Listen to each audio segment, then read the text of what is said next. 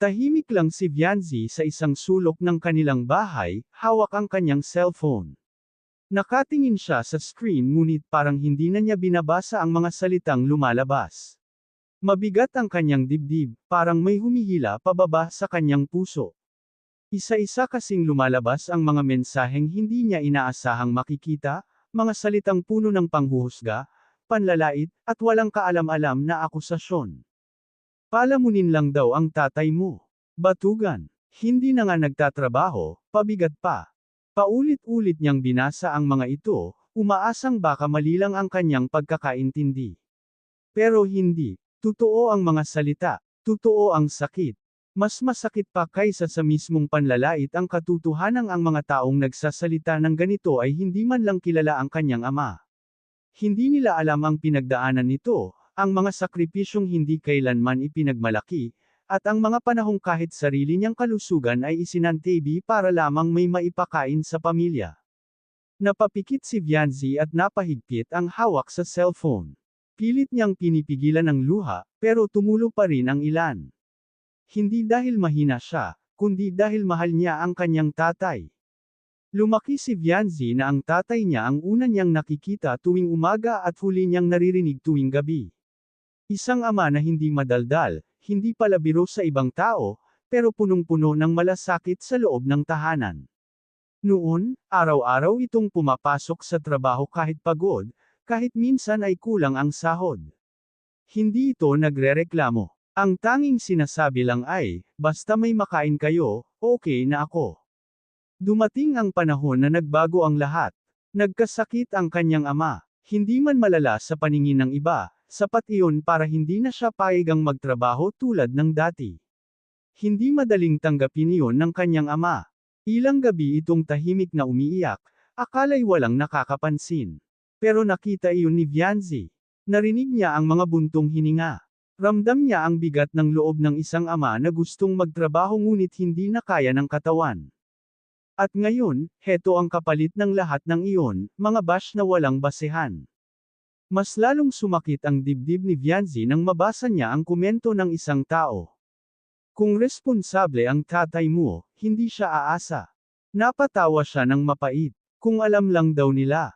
Kung alam lang nila na ang tatay niya ang tipo ng taong mas pipiliing magutom kaysa humingi ng tulong. Na kahit hindi na siya nagtatrabaho sa formal na paraan, gumigising pa rin ito ng maaga para maghanap ng paraan, maliit man, para makatulong sa pamilya. Pag-aayos ng sirang gamit, pagtulong sa kapitbahay, pagbabantay sa bahay. Hindi yun katamaran. Iyon ay dignidad.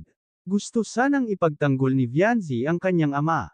Gusto niyang mag-type ng mahaba, detalyado, at punong-puno ng galit na sagot. Pero huminto ang kanyang mga daliri. Naalala niya ang sinabi ng kanyang tatay noon. Anak, hindi lahat ng laban kailangang ipanalo sa salita. Minsan, sapat na ang manatiling totoo. Pero mahirap, dahil anak siya, at nasasaktan siya para sa ama niya. Lumabas siya ng kwarto at nadatnan ng tatay niyang nakaupo sa lumang upuan sa sala, nagkakape. Tahimik lang, tila walang iniisip. Tiningnan siya ng ama at ngumiti. Isang ngiting puno ng pagod pero may lamang. Doon na tuluyang bumigay si Vianzi. Umupo siya sa tabi ng ama at niyakap ito ng mahigpit. Hindi niya kailangang magsalita. Ramdam ng ama ang bigat ng yakap. Hindi agad nagsalita ang ama. Humigop lang ito ng kape at sa kamarahang nagsalita, hayaan mo na, anak. Ang mahalaga, alam natin ang totoo. Doon mas lalong napaiyak si Vianzi. Dahil kahit siya ang nasasaktan, mas iniisip pa rin ng kanyang ama ang katahimikan ng lahat.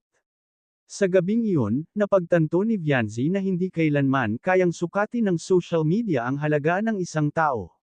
Hindi nasusukat ang pagiging ama sa trabaho lang o sahod.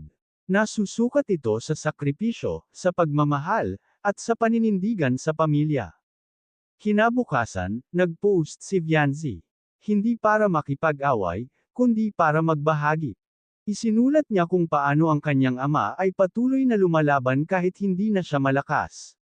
Kung paano ito nanatiling ama kahit walang uniforme o opisina.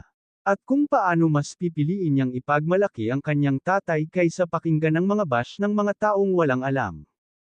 Maraming nakaunawa. May ilan pa ring nanghusga. Pero hindi na iyon mahalaga. Dahil sa puso ni Vianzi, malinaw ang isang katotohanan. Ang kanyang ama ay hindi tamad. Hindi pabigat. Hindi palamunin. Isa siyang ama na tahimik na lumalaban, at iyon ang pinakamahalagang kwento.